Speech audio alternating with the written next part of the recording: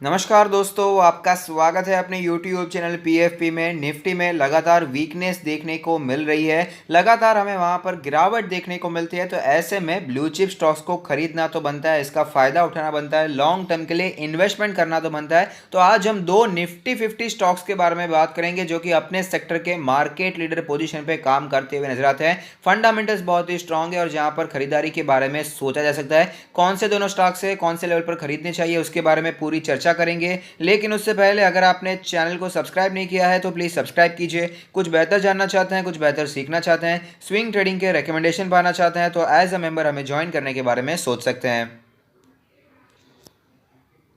सबसे पहला स्टॉक जिसके बारे में आज हम बात करेंगे वो है HDFC बैंक। यहाँ पर हमें गिरावट देखने को मिल रही है। प्राइवेट सेक्टर बैंकों में बहुत ही अच्छा काम करता है। लार्ज कैप बैंक है, ऑफकोर्स 7 लाख से भी ज़्यादा की मार्केट कैप इसकी हमें दिखाई देती है, 7 लाख करोड़ ऑफकोर्स। अगर बात करें लास्ट ट्रेड प्राइस के बारे में तो है 1371 रुपीज़, जो कि आज हमें 2.5% से भी ज़्यादा वीक दिखाई दिया था। रिटर्न्स के प्रोफाइल के बारे में बात करें तो 1 मंथ में फ्लैट रिटर्न्स हो चुके हैं, जहाँ से शुरुआत की थी वहीं पर स्टॉक आ चुका है। 1 ईयर के बारे में बात करें तो 12% के पॉजिटिव रिटर्न स्टॉक ने बना कर दिए हैं। लॉन्ग टर्म 5 इयर्स के बारे में बात करें तो शानदार स्टॉक रहा है, 166% के पॉजिटिव रिटर्न्स दिखाई देते हैं। की मैट्रिक्स के बारे में बात करें तो पीई रेशियो 27.5 है, जबकि सेक्टर का पीई 26.77 है, तो सेक्टर के साथ ही चल रहा है। लेकिन जैसे कि मैंने आपको कई बार बताया है, फाइनेंशियल स्टॉक्स को जब स्टडी करते हैं तो प्राइस टू बुक रेशियो देखना ज़्यादा इंपॉर्टेंट हो जाता है। तो प्राइस टू बुक रेशियो 4.25 है, जो कि सेक्टर के मुकाबले अच्छे खासे प्रीमियम पे मिल रहा है। लेकिन कंपनी का जो कामकाज भी है वो भी एकदम फंडामेंटली स्ट्रांग है। डिविडेंड यील्ड 0.18% है। अगर बात करें फाइनेंशियल ट्रेंड के बारे में तो क्लियरली यहाँ पर हमें पता चलता है कितना अच्छा फाइनेंशियल ट्रेंड है। लगातार हमें ग्रोथ देखने को मिल जाती है। 2017 में 0.86 लाख करोड़ का रेवेन्यू था, जो कि बढ़कर 2020 में 1.47 लाख करोड़ का हो चुका है। प्रॉफिट्स भी लगातार बढ़ रहे हैं। 0.15 लाख करोड़ का प्रॉफिट था 2017 में, जो कि ऑलमोस्ट डबल होकर 0.27 लाख करोड़ का हो चुका है। तो कंटिन्यूअस ग्रोथ हमें HDFC बैंक में दिखा देती है। और जैसे कि मैंने आपको कई बार बताया, जो ऐसे स्टॉक्स होते हैं, जो ऐसे बैंक्स होते हैं जो ज़्यादा रिटेल बैंकिंग पर फोकस करते हैं, वहाँ पर हमें लॉन्ग टर्म में रिस्क फ्री भी हो जाता है। रिस्क फ्री तो नहीं, रिस्क तो हमेशा रहता ही है, लेकिन रिस्क बहुत ही कम हो जाता है। और HDFC बैंक रिटेल बैंकिंग पर बहुत ही फोकस करता हुआ हमें नजर आता है। और परफॉर्मेंस आप देख सकते हैं, इसी के कारण परफॉर्मेंस भी बहुत ही अच्छा देखने को मिलता है, चाहे वो फाइनेंशियल ट्रेंड हो। और स्टॉक का तो आपको बताइए, शानदार परफॉर्मेंस देखने को मिल ही जाता है।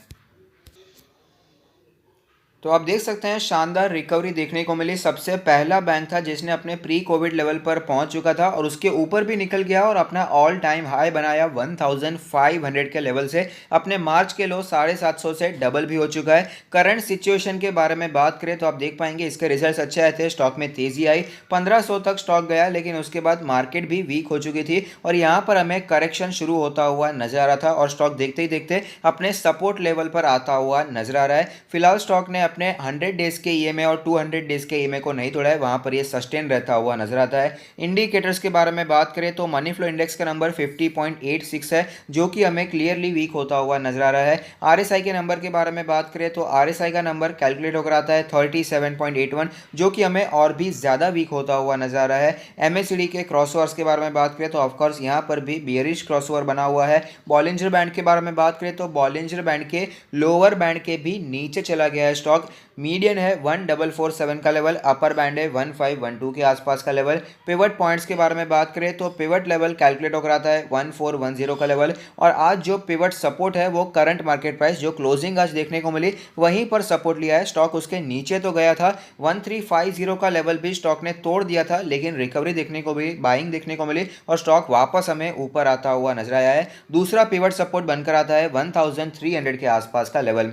अब बात करें इसके ऑल टाइम चार्ट के बारे में तो जैसा कि मैंने आपको बताया, रिटेल बैंकिंग पर ज़्यादा फोकस करता है, इसीलिए कंपैरेटिवली दूसरे फाइनेंशियल इंस्टीट्यूशन, दूसरे फाइनेंशियल स्टॉक्स या दूसरे जो बैंक्स होते हैं उससे इसका रिस्क कम हो जाता है। और यहाँ पर वो हमें चार्ट्स पर क्लियरली दिखाई देता है। ज़्यादा गिरावट कभी भी स्टॉक में देखने को नहीं मिली। ऑफकोर्स क्रैश आता है तो ये भी स्टॉक गिर ही जाता है, लेकिन जनरली स्टॉक में अच्छी रिकवरी आ जाती है और जनरली स्टॉक हमें तुरंत ही सपोर्ट लेकर ऊपर जाता हुआ नजर आता है। स्टॉक में जब भी गिरावट आती है तो 20 मंथ्स का ये में एज ए स्ट्रॉन्ग सपोर्ट दिखाई देता है और वापस हमें तेजी कंटिन्यू रहते हुए भी हुई नजर आती है। और फिलहाल जो 20 मंथ्स का ईएमआई है वो कैलकुलेट होकर आता है 1174 के आसपास का लेवल। तो ऐसी सिचुएशन में मेरा मानना है स्टॉक लॉन्ग टर्म के लिए बहुत ही अच्छा है।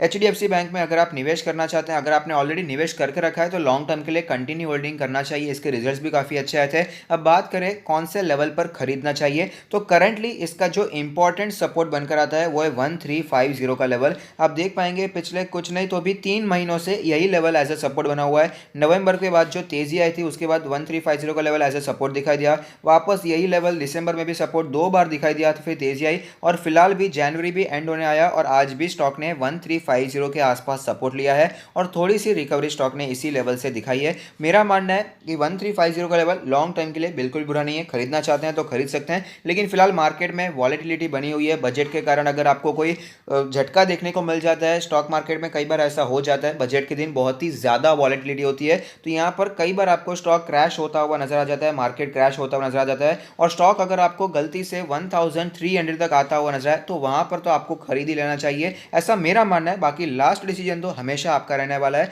उसका रीज़न टेक्निकली 1300 का level as a strong resistance देखने को मिला था जब ये पहले ट्रेड करता था प्री कोविड लेवल। इसका ऑल टाइम हाई 1300 का लेवल था और ये लेवल बहुत ही स्ट्रॉन्ग रेजिस्टेंस की तरह हमें देखने को मिला स्टॉक के लिए। तो यही level as a strong support देखने को मिल सकता है। और उसके नीचे जो 200 डेज का मूविंग एवरेज है वो 1239 का लेवल बनकर आता है। 100 डेज का मूविंग एवरेज 1324 के आसपास का लेवल है। तो मेरा मानना है अगर आपको स्टॉक कहीं पर भी 1290 से करके 1310 की रेंज में दिखाई देता है तो यहाँ पर आप लॉन्ग टर्म के लिए इन्वेस्टमेंट करना शुरू कर सकते हैं।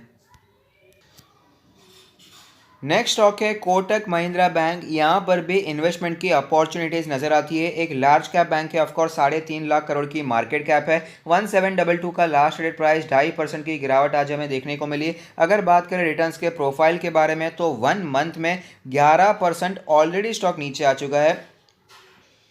एक साल के बारे में बात करें तो 1 ईयर में 6% के पॉजिटिव रिटर्न स्टॉक ने बना कर दिए हैं। 5 ईयर्स लॉन्ग टर्म के बारे में बात करें तो 160% के पॉजिटिव रिटर्न्स दिखाई देते हैं। की मैट्रिक्स के बारे में बात करें तो पीई रेशियो 38.31 है, जबकि सेक्टर का पी रेशियो 26.77 है। तो सेक्टर के मुकाबले प्रीमियम वैल्यूएशन पे, और एचडीएफसी बैंक का भी वैल्यूएशन हमने देखा वहाँ पे भी हमें यह प्रीमियम वैल्यूएशन पे दिखाई देता है। प्राइस टू बुक रेशियो 4.9 है, जबकि सेक्टर का प्राइस टू बुक 2.31 है। और एचडीएफसी बैंक से भी हम कंपेयर कर सकते हैं इसे, उसके भी मुकाबले हमें ये वैल्यूएशन थोड़ा सा महंगा दिखाई देता है, थोड़ा सा प्रीमियम दिखाई देता है। अगर बात करें फाइनेंशियल ट्रेंड के बारे में तो ये भी लगातार हमें कंपनी ग्रो करती हुई नजर आती है। 33.98 थाउजेंड करोड़ का रेवेन्यू 2017 में था, जो कि 2020 में बढ़कर 50.36 थाउजेंड करोड़ का हो चुका है। प्रॉफिट्स के बारे में बात करें तो 4.94 थाउजेंड करोड़ का प्रॉफिट था 2017 में, जो कि बढ़कर 2020 में 8.59 थाउजेंड करोड़ का होता हुआ नजर आता है। तो एचडीएफसी बैंक की तरह ही कोटक महिंद्रा बैंक का भी जो फोकस है ज़्यादातर हमें रिटेल बैंकिंग में दिखाई देता है। रिटेल बैंकिंग अच्छा शेयर ग्रैब करता है कोटक महिंद्रा बैंक में, और इसके कारण यहाँ पर भी अच्छी सस्टेनेबिलिटी हमें दिखाई देती है। इसका वैल्यूएशन हमें प्रीमियम दिखाई देता है। उसका रीज़न है कि फंडामेंटल्स इसके बहुत ही स्ट्रांग है, और साथ ही साथ जो एचडीएफसी बैंक है वो बहुत ही बड़ी बैंक है और कंपैरेटिवली कोटक महिंद्रा बैंक का कामकाज उससे काफ़ी छोटा दिखाई देता है, लेकिन उसके बावजूद इसकी जो ग्रोथ है हमें बहुत ही शानदार दिखाई देती है। इसी के कारण मार्केट इसमें प्रीमियम वैल्यूएशन पे हमें ट्रेड करता हुआ नजर आता है। तो आप देख सकते हैं कोटक महिंद्रा बैंक में 1250 के लेवल से शानदार तेजी आई, 2000 तक स्टॉक पहुंच चुका है और वापस गिरावट दिखा रहा है। स्टॉक फिलहाल अपने 100 डेज के ईएमए के आसपास आता हुआ नजर आता है, जो ब्लू लाइन आपको दिखाई दे रही है। इंडिकेटर्स की बात करें तो मनी फ्लो इंडेक्स का नंबर 16.59 है, जो कि ऑलरेडी हाईली ओवरसोल्ड हो चुका है। आरएसआई के नंबर के बारे में बात करें तो आरएसआई का नंबर 27.26 है, जो कि ऑलरेडी ओवरसोल्ड तो हो ही चुका है। एमएससीडी में भी जो क्रॉसओवर बना हुआ है, बियरिश क्रॉसओवर निर्माण हो चुका है। बॉलिंजर बैंड के बारे में बात करें तो लोअर बैंड पर स्टॉक हमें ट्रेड करता हुआ नजर आता है। पिवट पॉइंट्स के बारे में बात करें तो पिवट के दूसरे सपोर्ट पर स्टॉक हमें आज ट्रेड होता हुआ नजर आता है, जो क्लोजिंग हुई है उसके ऊपर ही हुई है। 1720 के आसपास का ये पिवट सपोर्ट हमें दिखाई देता है। नेक्स्ट थर्ड जो पिवट सपोर्ट होता है वो 1500 के लेवल के आसपास बनकर आता है। ऑल टाइम चार्ट के बारे में बात करें जहां पर एक कैंडल 1 मंथ को रिप्रेजेंट करेगा, जिससे हमें पता चलेगा स्टॉक ने कैसी मूवमेंट बना कर दी है। तो आप देख पाएंगे शानदार स्टॉक रहा है, मल्टी बैगर रिटर्न स्टॉक ने बना कर दिए हैं। 20 मंथ्स का ये में एज ए स्ट्रॉन्ग सपोर्ट हमें दिखाई देता है जब भी गिरावट होती है, और ये लेवल फिलहाल कैलकुलेट होकर आता है 1521 के आसपास का लेवल। तो ऐसी सिचुएशन में मेरा मानना है कि इस स्टॉक में भी खरीदारी करने के बारे में सोचा जा सकता है। 2000 के लेवल से ऑलरेडी 1700 के आसपास आ चुका है। 15% के आसपास का करेक्शन ऑलरेडी स्टॉक में हमें अपने ऑल टाइम हाई से देखने को मिल चुका है। लॉन्ग टर्म के इन्वेस्टर्स इस स्टॉक पर नजर बनाकर रख सकते हैं। हमने यहाँ पर ऑलरेडी खरीदारी करके रखी है 1300 के लेवल पर। तो मेरा मानना है कंपनी अच्छी है, लॉन्ग टर्म के लिए कंटिन्यू होल्डिंग करना चाहिए। और अगर आपने ऊपर भी खरीदा रखा है तो भी लॉन्ग टर्म के लिए स्टॉक अच्छा है, पोर्टफोलियो में रखा जा सकता है। और साथ ही साथ अगर आप अपना पोर्टफोलियो हमसे रिव्यू करना चाहते हैं तो उसका लिंक भी हमने डिस्क्रिप्शन बॉक्स में दे दिया है। अगर बात करें कौन से लेवल पर खरीदना चाहिए, तो जो करंट मार्केट प्राइस है वो बिल्कुल भी बुरा नहीं है। उसका रीज़न है कि 1700 का जो लेवल है वो पहले भी एज ए स्ट्रॉन्ग रेजिस्टेंस देखने को मिला और उसका ऑल टाइम हाई भी था। और फिलहाल भी स्टॉक उसी लेवल पर हमें ट्रेड करता हुआ नजर आता है। पिवट के दूसरे सपोर्ट पर ऑलरेडी स्टॉक ट्रेड कर रहा है। 100 डेज का जो ईएमए है वहीं पर हमें स्टॉक ट्रेड करता हुआ नजर आता है। तो यहाँ पर अगर आप खरीदारी करना चाहते हैं तो अच्छा मौका है, यहाँ पर आप खरीदारी करने के बारे में सोच सकते हैं। और अगर आपको वेट करना है, बजट में आप डरे हुए हैं, कोई बात नहीं है। यहाँ पर अगर आप बजट की वॉलेटिलिटी का फायदा उठाना चाहते हैं, अगर आपको बाय चांस स्टॉक 1650 के आसपास नजर आ जाता है तो वहां पर आप इसे खरीदने के बारे में सोच सकते हैं। बाय ऑन डिप्स की स्ट्रैटेजी अपना सकते हैं और लॉन्ग टर्म के लिए यहाँ पर खरीदारी करने के बारे में सोचा जा सकता है। इन दोनों स्टॉक्स पर नजर बनाकर रखिए, अपने पोर्टफोलियो में ऐड किया जा सकता है। बैंकिंग स्टॉक्स में दोनों ही शानदार कामकाज करते हैं। तो अगर आपको ये वीडियो पसंद आता है तो लाइक कीजिए, शेयर कीजिए, कमेंट कीजिए, सब्सक्राइब कीजिए और मुझे मोटिवेट कीजिए। Thank you. Stay happy, happy investing.